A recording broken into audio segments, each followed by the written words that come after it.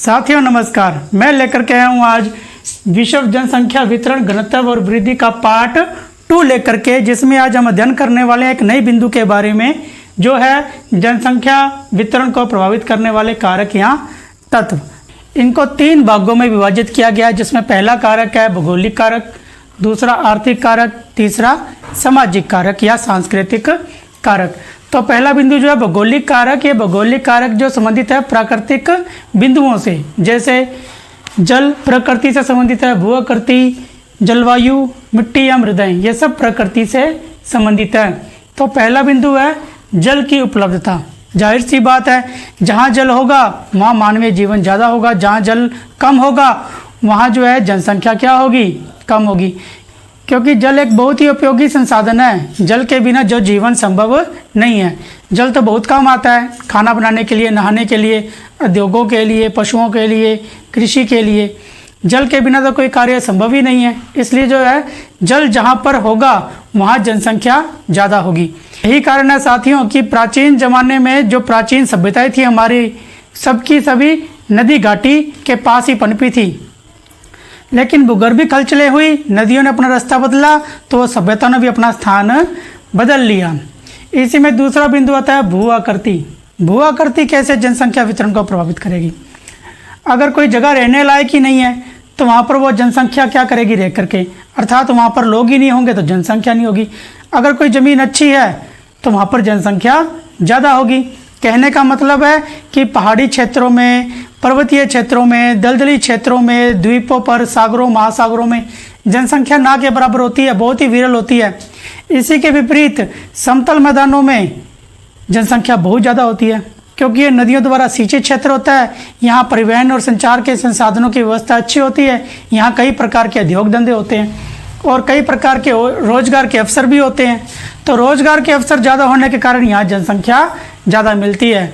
तो यही कारण है कि ये भू आकृति जो होती है ये भी जनसंख्या वितरण को प्रभावित करती है। इसी में तीसरा बिंदु आता है जलवायु। जलवायु कैसे जनसंख्या वितरण को प्रभावित करता है।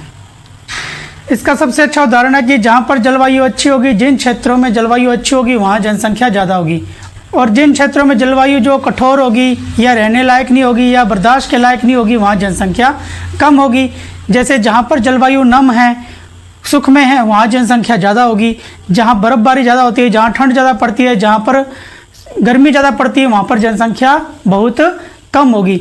यही कारण है कि भूमध्य सागरीय जो प्रदेश है यहाँ की जलवायु है बहुत नम होती है और सुख में होती है, इसलिए इन प्रदेशों में जनसंख्या घनत्व ज़्यादा मिलता है। इसी में अगला बिंदु है मिट्टी या मृदाएँ। मिट्टी और मृदाएँ भी जनसंख्या वितरण को प्रभावित करती हैं साथियों, क्योंकि मिट्टी अगर उपजाऊ होगी तो फसलें अधिक होंगी, औद्योगिक क्षेत्र अधिक होंगे। मिट्टी अगर अनुपजाऊ होगी, बंजर होगी, तो वहाँ पर कोई भी फसल नहीं होगी, और कोई भी फसल नहीं होगी तो वहाँ पर मानवीय क्रियाकलाप भी नहीं होंगे। इसी में अगला बिंदु आता है आर्थिक कारक। आर्थिक कारक का मतलब होता है पैसों का लेन देन हो। इसी में पहला बिंदु है खनिज।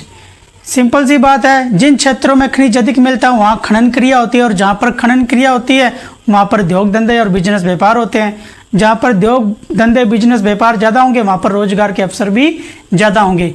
अगर रोजगार होंगे तो वहाँ पर लोग रोजगार के लिए आएंगे, और लोग एक जगह इकट्ठे हो जाएंगे तो जनसंख्या बढ़ जाएगी, जनसंख्या घनत्व बढ़ जाएगा। इसलिए उन क्षेत्रों में जनसंख्या आपको हमेशा ज़्यादा मिलेगी जहाँ पर खनिज पदार्थ ज़्यादा उपलब्ध हो, जहाँ खनन का कार्य ज़्यादा होता हो। इसलिए खनिज भी है जनसंख्या वितरण को प्रभावित करने के लिए एक उत्तरदायित्व कारक माना जाता है। इसी में अगला उदाहरण है नगरीयकरण। नगरीयकरण का मतलब शहर, बड़े शहर, छोटे शहर कोई भी ले लो, शहरों के लिए ये नगरीयकरण आता है। हम जैसा कि जानते हैं कि जो छोटे गांव होते हैं वहाँ पर सुविधाओं का बड़ा अभाव होता है। वहाँ पर परिवहन के संसाधन नहीं होते, संचार के संसाधनों की कमी होती है, चिकित्सक सुविधाएं नहीं होती, शैक्षिक सुविधाएं नहीं होती, घूमने के लिए कोई जगह नहीं होती, कोई पार्क नहीं होते, प्रॉपर वैसे कोई नालियों का सिस्टम नहीं होता, सही ढंग से नालियाँ नहीं बनी होती, हर जगह कीचड़ होता है। तो कहीं ना कहीं सुविधाओं का अभाव होता है गाँव में। इसी के विपरीत शहरों में ये सारी सुविधाएँ मिलती हैं, एक से बढ़कर एक सुविधाएँ मिलती हैं। इसलिए गांव के जो लोग हैं शहरों की ओर अग्रसर होते हैं और शहरों में जनसंख्या बढ़ जाती है। इसलिए साथियों नगरीयकरण भी जनसंख्या वितरण को प्रभावित करने वाला कारक माना जाता है। इसी में अगला बिंदु है औद्योगिकरण।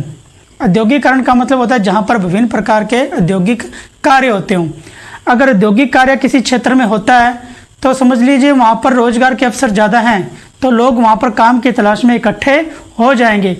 इसी के विपरीत औद्योगिक क्षेत्र जो अन्य सेवाओं को भी आकर्षित करता है, जैसे बैंकिंग सुविधा आ जाएगी, परिवहन के संसाधन भी आएंगे, विभिन्न प्रकार की छोटी दुकानें खुल जाएंगी, तो ये चीज़ें भी जो है रोजगार के अवसरों में वृद्धि करेंगी।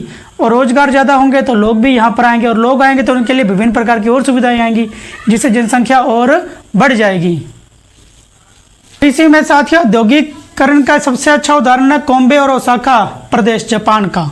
ये कोम्बे ओसाका प्रदेश जापान का है, इसलिए प्रसिद्ध है क्योंकि ये एक औद्योगिक पेटी है। और खनिज क्षेत्र में कंटका और जाम्बिया एक तांबे की पेटी है अफ्रीका में, इसलिए यहाँ पर जनसंख्या ज़्यादा है। तो हमारा अगला बिंदु है सामाजिक और सांस्कृतिक कारक। सामाजिक और सांस्कृतिक कारक क्या होता है, इसको समझिए। सामाजिक कारक का मतलब समाज में रहना। अगर हम जिस समाज में रहते हैं साथियों, उस समाज में हमारा जीवन जो है सुरक्षित नहीं है, तो हम उस समाज में नहीं रहेंगे, हम वो जगह छोड़ करके किसी दूसरे स्थान पर चले जाएंगे। जैसे अगर हमारे समाज में आपराधिक मामले ज़्यादा होते हों, दंगे होते हों, लड़ाई झगड़े ज़्यादा होते हों, राजनीतिक अस्थिरता ज़्यादा होती हो, तो ऐसे में मानवीय जीवन असुरक्षित होता है। इसलिए हम उस जगह को छोड़कर ऐसे स्थान पर जाएंगे जहां पर हमारा जीवन सुरक्षित हो। तो ऐसे में दूसरे स्थान पर जनसंख्या घनत्व और जनसंख्या वृद्धि बढ़ेगी। इसी में अगला बिंदु है सांस्कृतिक कारक। सांस्कृतिक कारक का मतलब धार्मिक स्थल। जैसे हमारे देश में तो विभिन्न प्रकार के धार्मिक स्थल है, तो उदाहरण के लिए ले लीजिए आप, हरिद्वार है, ऋषिकेश है, द्वारका है, वृंदावन है। ये जितने भी स्थल हैं यहाँ पर आपको बहुत ज़्यादा भीड़ मिलेगी। क्यों? क्योंकि जो लोग हैं यहाँ पर घूमने आते हैं, और घूमने आते हैं तो यहाँ पर जनसंख्या बढ़ेगी कुछ टाइम के लिए। लेकिन कुछ लोग जो है मानसिक शांति के लिए, ज़िंदगी भर के लिए यहाँ पर ठहर जाते हैं। तो ऐसे में कुछ लोग जो है परमानेंट यहाँ पर आकर के बस जाते हैं। तो ऐसे में यहाँ पर जनसंख्या वृद्धि होगी, और जनसंख्या वृद्धि होगी तो जनसंख्या घनत्व भी बढ़ेगा। तो इस प्रकार जो है सांस्कृतिक कारक भी किसी न किसी प्रकार से। तो प्यारे साथियों, आज हमने इस वीडियो में जनसंख्या वितरण को प्रभावित करने वाले कारकों को विस्तृत रूप से अध्ययन किया। अब हम जल्दी अगले वीडियो में मिलेंगे, जो इसी अध्याय का अगला पार्ट होगा, जिसमें हम चर्चा करेंगे जनसंख्या वृद्धि के घटक। तो जब तक के लिए आप इंतजार कीजिए अगले वीडियो के लिए। जल्दी मिलेंगे। धन्यवाद।